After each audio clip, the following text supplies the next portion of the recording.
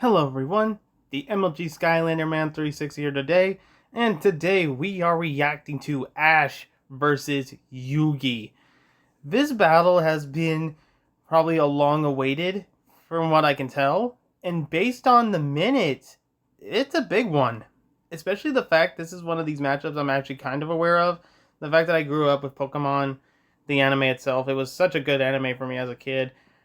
And it's very interesting to see that this was also Yugi's matchup, which I actually did watch a few little bit of Yugi, understand that he can bring some of his cards to life, is what I've heard.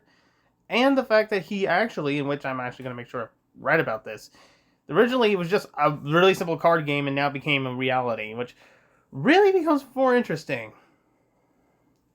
For me personally, see, that comes a problem too. I've also heard that Yugi has access to the Shadow Realm, which really could be difficult for this fight. And he also has the ability to make his own rules, so it's kind of hard to see how Ash gets around that. But then again, I don't know. I do know that Ash does have more physical strength just because he was able to freaking chuck a dang tree log, what I remember. Oh my god, it was... he has a weird feat with strength, and that's actually kind of scary to note with Ash. But without any further ado, let us begin the reaction. Right, Pikachu? Don't get ahead of yourself. Oh, it's 3D. Nice. Ash Ketchum versus Yugi Moto. The biggest question from the playground. Pokemon or Yu-Gi-Oh? He's Wiz and I'm Boomstick. And it's our job to analyze their weapons, armor, and skills to find out who would win a death battle.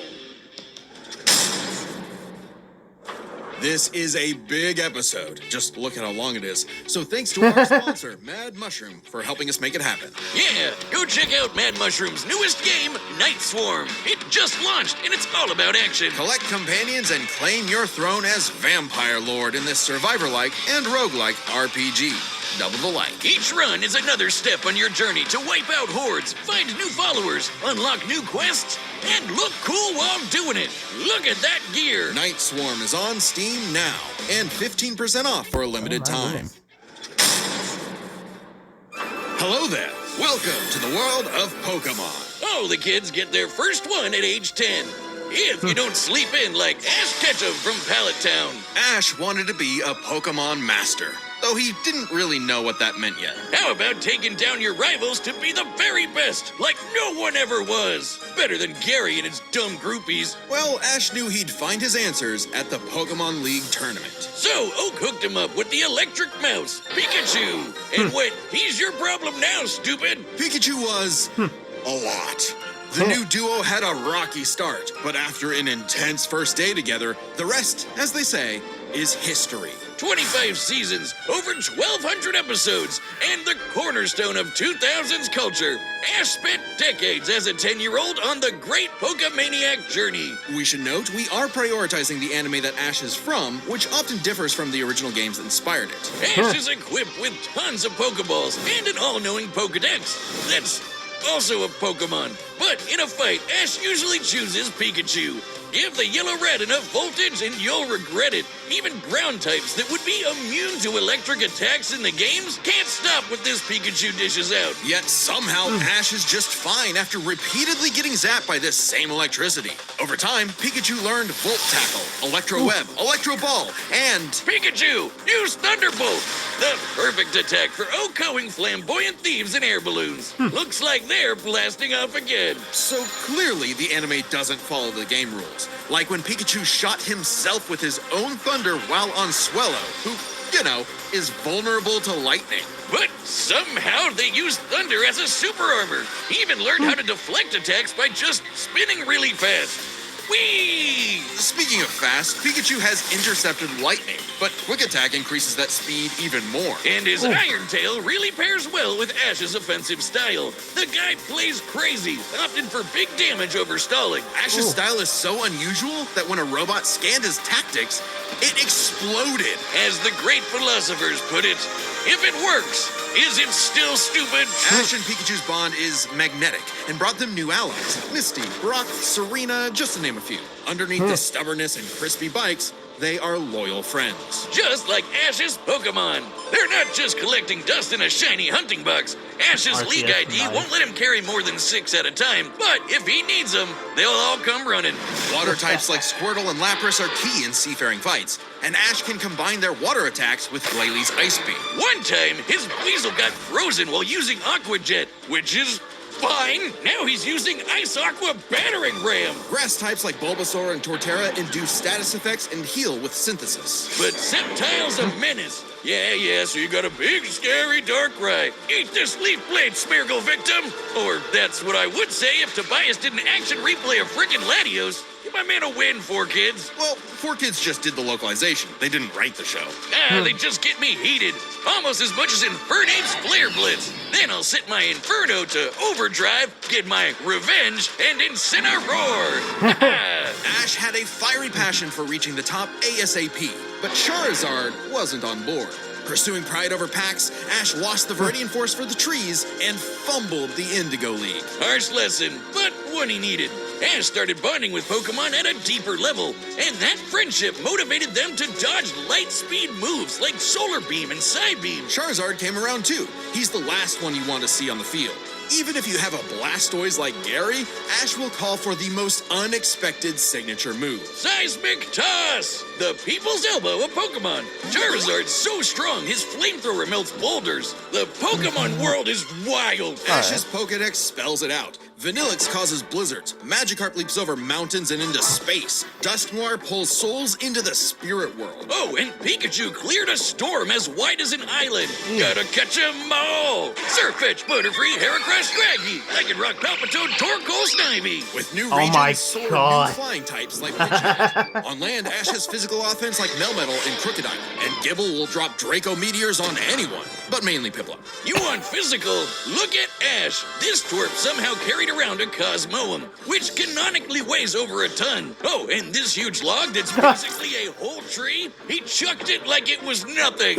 Ash can choose his own hands if he wants, and he does a lot. Maybe his secret is watching the Minnesota Vikings. Resilience is the bare minimum to HMO1 cut it in the tall grass. Humans and Pokemon must protect and enrich each other's lives. Like Mimey, the Mr. Mime back home who mind boggles you with Reflect, Light Screen, and Psychic.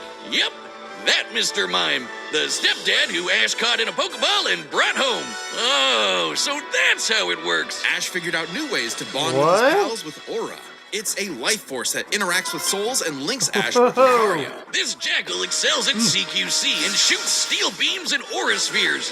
And with Mega Evolution, Lucario's power surges enough to defeat champion Cynthia's Garchomp. A Mega would have been handy at the Safari Zone when Ash accidentally caught 30 Tauros. And he keeps hugging them. Ash, they're bulls. Ash genuinely loves his little guys, but boy does it suck to see him lose the Pokemon League over and over again. Kid, just turn the hat backwards and lock in. Ash's strength is not in battle theory, but his nurtured bonds. He knows Pokemon feelings better than anyone. With Greninja, Ash learned to synchronize their senses and movements, transforming him into Ash Greninja. It comes with a huge power increase, but there's a catch. Ash shares Greninja's pain. A small price to pay for the ultimate water shuriken. Ash Greninja ran the ones with Champion Diantha's Mega Gardevoir. And just a normal Gardevoir can conjure black holes. Ash's Pokemon and teamwork get along like rice balls and jelly-filled donuts. They saved the world from Lysander, who tried to kill all life. They fought the giants, the Reggie kind, not the New York ones, who halted Reggie Gigas, who can tow entire regions. Ash's team battled Steven Stone and Alon, who fought the terraforming primal forms of Groudon and Kyogre. Yeah, don't get me started on Alon. Ash did everything right, but no, Greninja still lost to his Charizard after only getting hit 3 times. How does Blastburn beat Water Shuriken? Do you know Hobby Lobby has hundreds of... That is really true. I don't see how. Charts right, 4Kids. Boomstick 4Kids weren't even around anymore when this aired. Regardless, after his loss at Kalos, Ash traveled to Alola and beyond to train. And thanks to some really delicious soup, his new Gengar Gigantamaxed. Kaiju Gengar! He haunts foes with G-Max Terror, or even swallows them up. I bet it smells nasty in there. Ash and Pikachu also scored a buff with their Z move. All they need is a power ring, some JoJo poses, and Thunderbolt will evolve into 10 million volt Thunderbolt! This rainbow lightning is their ace. You see this coming? You're cooked. Absorb electricity? Cooked. Fused with an Ultra Beast? Cooked. Ash journeyed so much that monsters from another dimension are nothing to him. Naganadel is a poisonous sniper, and Solgaleo is basically the sun god, a legendary Pokemon whose Sunsteel Strike lights up the universe. Ash got a god in his bag for just being a nice dude. Smell you later, Gary. In fact, when Ash and friends band together, they can halt Dialga's Roar of Time. And Dialga literally controls the concept of time. Is there a legendary Pokemon he hasn't befriended? But it all started with Pikachu, so it was gonna end with Pikachu. In the Tournament of Champions, and Alon, Ash faced the #1 trainer. Finally, after 3,000 years, we're free! 4 kids, let my boy win! Yes! Sure. Ash did his best, and he had no regrets. Now free to hand over his torch to new bright-eyed trainers. Ash realized that, to him, a Pokemon Master was someone who was friends with every Pokemon. So he and Pikachu threw a stick in the air and walked the way it landed, because in the world of Pokemon, the journey continues.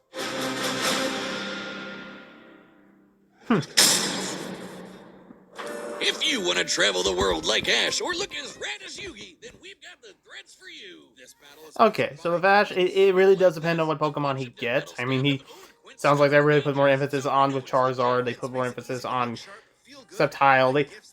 They even put so much emphasis even on Gengar. This is going to be a fight. Oh, I am so hyped. I want to see where this goes. Because this is one of those fights that I generally kind of wonder if they're going to go so far as to. Each piece is made from premium materials. Oh, and by cutting out the middlemen and traditional markups, Quince delivers the same quality as luxury brands at a fraction of the price. I gotta really think. But it still kind of wonders, could he defeat Yugi's changing the rules kind of thing? It really gets me. It really does get me. Could he still beat it? I mean, he even mentioned the gods too, so it really questions me. Alrighty.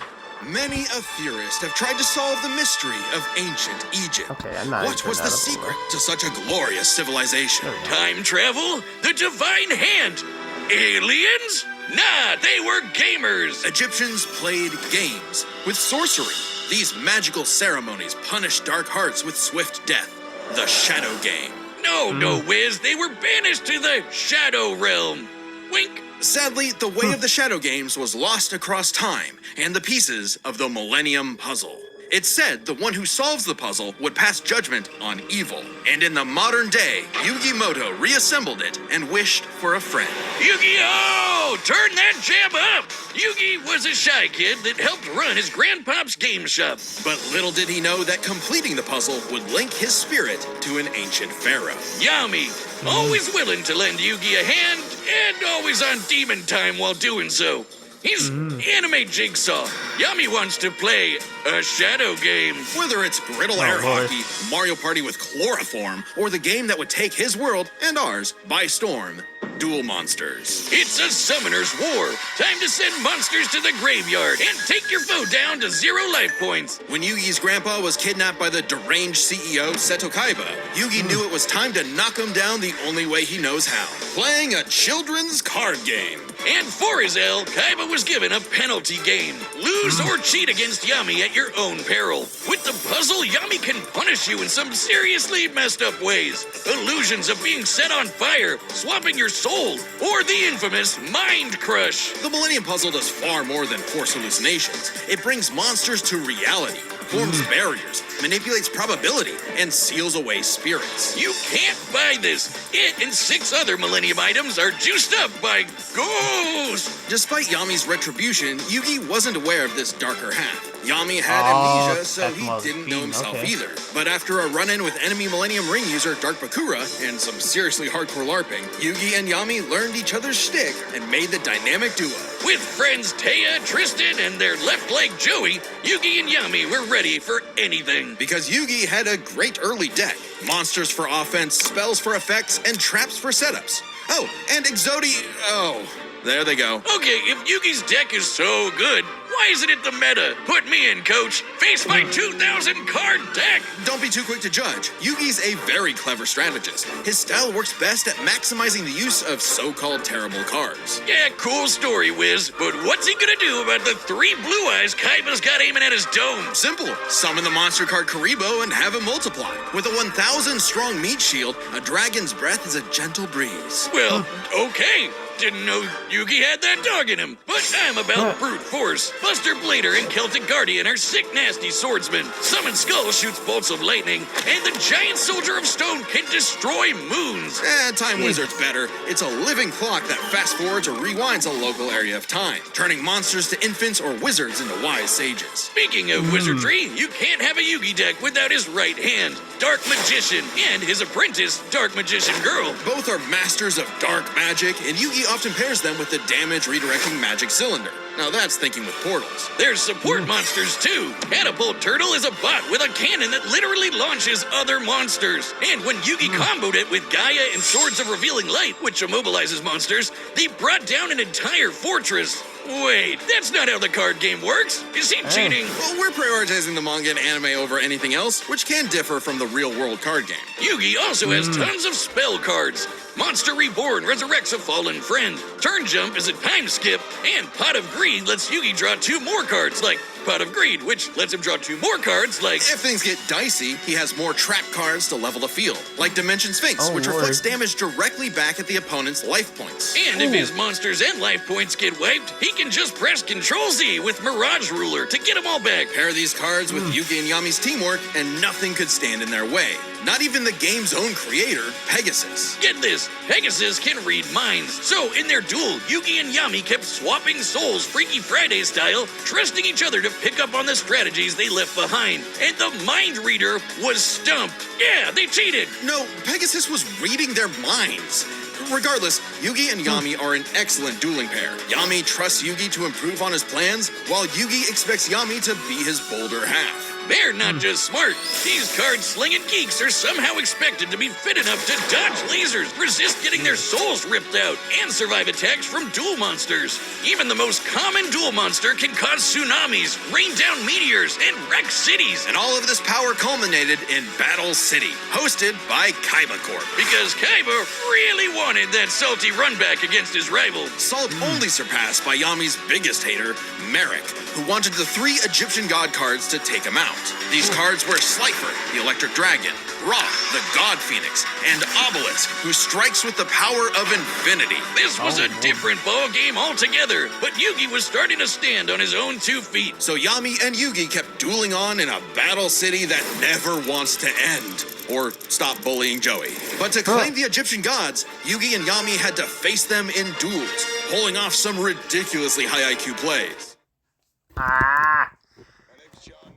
I was getting close to the greatest. Dang it. Battling Slifer, they used a handful of weak cards to create an infinite combo of attacks that went past the god's limits. And later, Yugi combined Dark Magician and Dark Magician Girl's magic into Black Burning magic, promptly defeating Ra.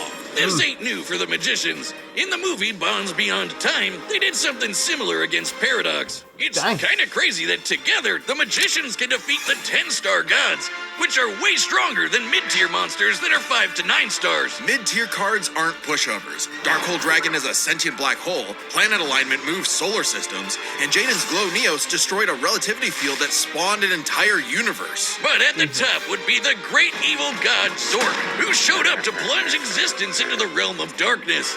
It was time for Yugi to finish the puzzle of who Yami really is. If the monsters weren't real before, they sure were now. Everyone has soul energy, Ba, which manifests as Ka, or a spirit. When used in tandem with the bonds of his cards, Yugi can will duel monsters into reality, even drawing anyone he wishes by believing in the heart of the cards. I knew it! He's been cheating all this time! He doesn't just make up rules, he's stacking his deck! Not at all. For Yugi, drawing the card he needs isn't just luck, it's an actual skill that he developed. It's even expanded in following series like GX and 5Ds.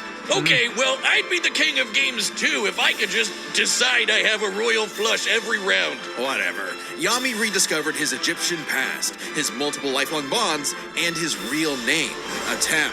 Claiming his place as the ruler of the afterlife, Atem fused the Egyptian god cards to summon Harakti, the creator of light. She's the ultimate duel monster who banished Zork and all of his scary darkness for good. The epitome of, screw you, I win. No kidding, for Harakti created Yu-Gi-Oh's multiverse with that same light. Judgment had passed. Across many duels, evil was vanquished. There was only one more thing left to do. A post-game boss duel between Yugi and Atem. Their farewell was both climactic and bittersweet. Yugi had grown as a duelist and a person. His victory proved that he no longer needed Atem's help to be his bolder half. Even when Atem was an entire dimension away or busy slapping the end of existence, he and Yugi would always be bros. Okay, it should have been me, not him. I'm sorry I called you a cheater. I was jealous. You're so cool. Yugi moved on to a career in game design and passed the torch to future duelists. He would be remembered as the greatest duelist there ever was. Except to Kaiba, who tried to ascend to the afterlife to rematch Atem. Goes to show you that money can't buy you happiness, but it sure can buy you a sweet rocket ship. There will always be another story, another duel, another game. And you won't find yourself a better opponent than the king of games. The Battle of the Millennium is about to start, but we wouldn't be able to make it happen without some help from our friends at Raycon. That's right. Alrighty. Who do I think is gonna win? See, now that becomes so hard because if that's the case, it feels like it's gonna be Yugi. I could be wrong, but it could just be Yugi. The way that was said and the way I could see the person who could, a card that can basically manifest an entire universe, I feel like it's Yugi. Oh my goodness, there is no way. I don't see how Ash could win against that. Unless they gave him some of the other legendaries, like I said, they could give him the one that can stop time, but then there's a card that can stop time. There's a lot. Even oh God. This is going to be interesting. Save on Raycon audio products site-wide. Order by December 15th to guarantee delivery by Christmas, because great gifts shouldn't show up. All right, the combatants are set, and we've run the data through all possibilities. Before we start, let's lay some ground rules. We're treating this as a real-time fight, much like typical battles in the Pokemon anime and duels later on in the Yu-Gi-Oh anime.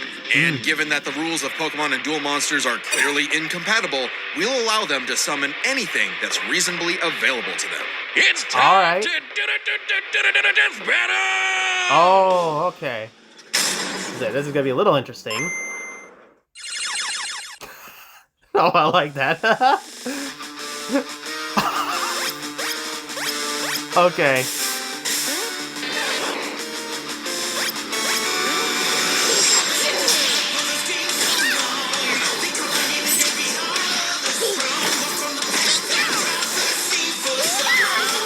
Ooh.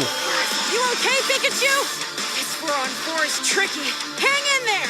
You have Spirit, but I have Lightning Blade and Excalibur to boost my attack, and I set one card face down to end my turn. Whoa. Okay, guys, it's our turn now. Pikachu, throw him off with quick attack. Everyone else, back him up. Oh.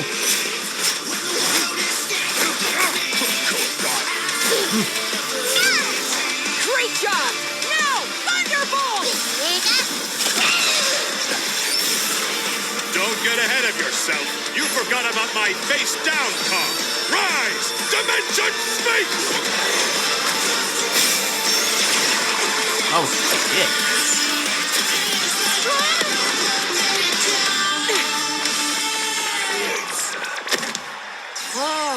get it. Good thing we brought them all, right, Pikachu? Oh. What do you mean, them all?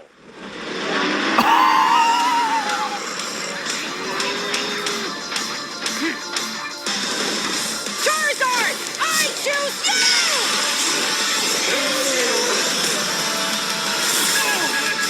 Dang. Oh.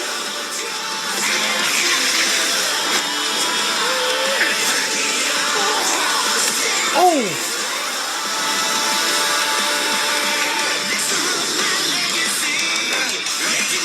Oh, back on the car, let's go. Oh,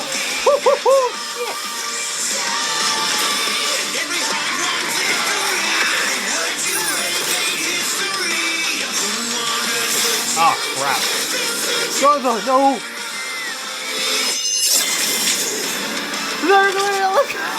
Let's go!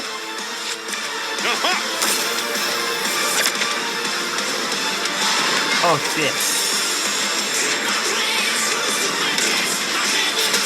Oh!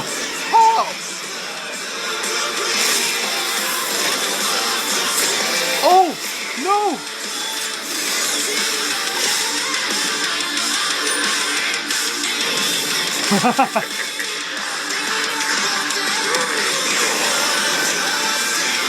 Oh!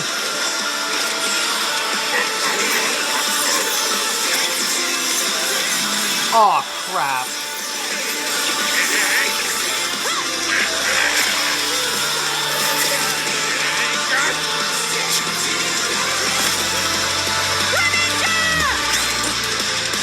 Oh! I'm sorry, partner. Don't worry. It's my turn now. Foot Locker. Oh, you... We're celebrating the season. Foot Locker. We got you. I hate it. I hate it. I hate it. I hate it. Getting to the good part. I just need to believe in the heart of the cards. Oh shit.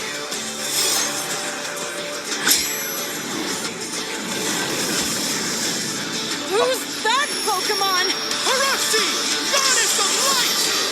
Oh shit, yep. Magician, flash burning magic!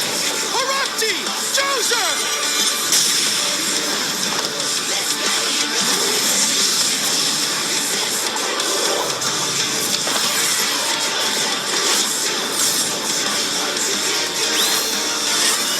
No way! Oh yeah.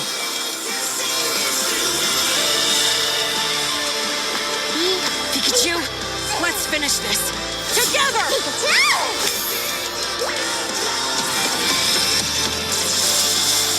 Oh, he...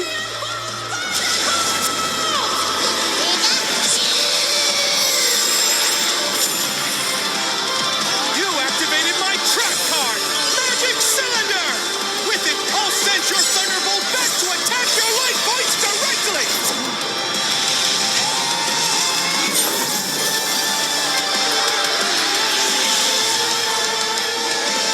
Damn. Oh. That was an awesome duel, Ash.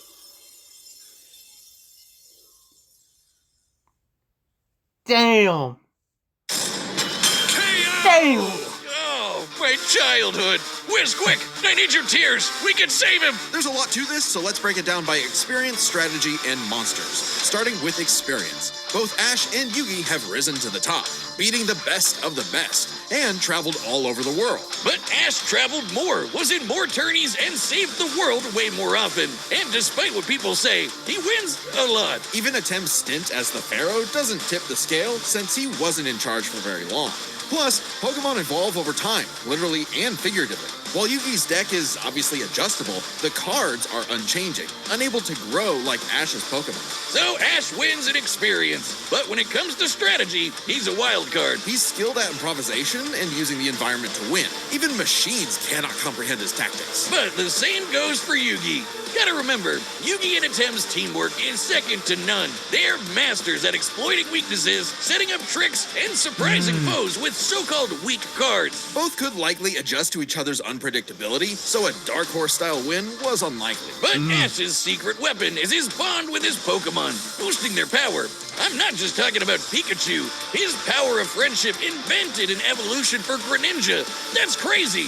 Ash's trust in his Pokemon knows no limits. Silly as it may sound, Yugi trusts his deck in the same way.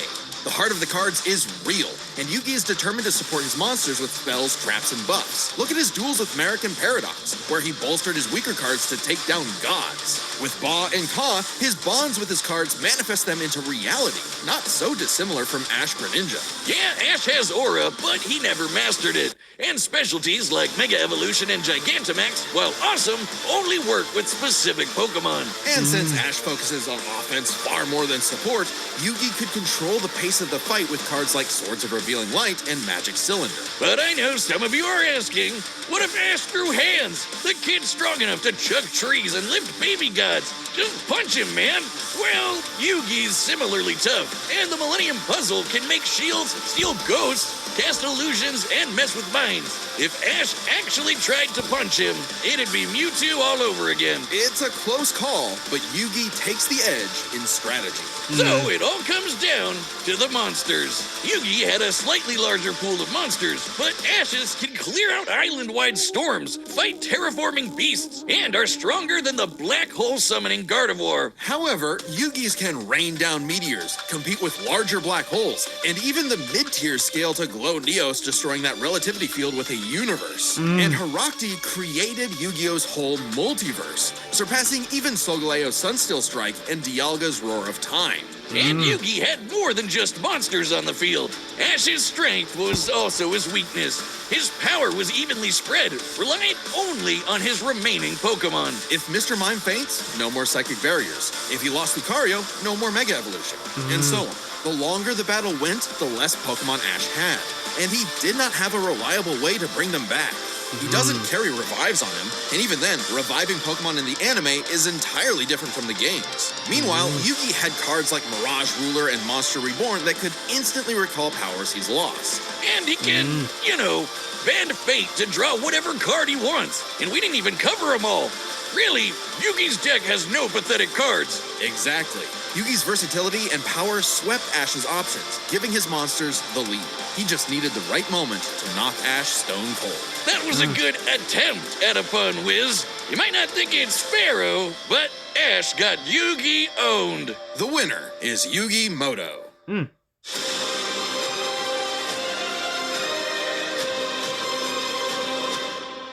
Death Battle will be back in 2026, but right now you can check out our brand new channel. It's called Nightly Brew, and we're playing Dungeons & Dragons, Blood on the Clock Tower, and other games that'll probably blow up in our face. So check it out right now, and make sure to subscribe. Thanks.